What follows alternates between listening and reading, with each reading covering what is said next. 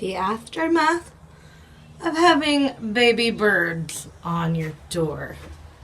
This is why you don't want those cute little baby birds on your door.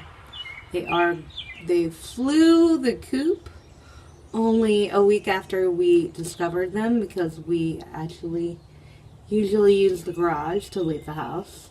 So we didn't notice them on the front door. But this is the aftermath, and this is why you don't want them.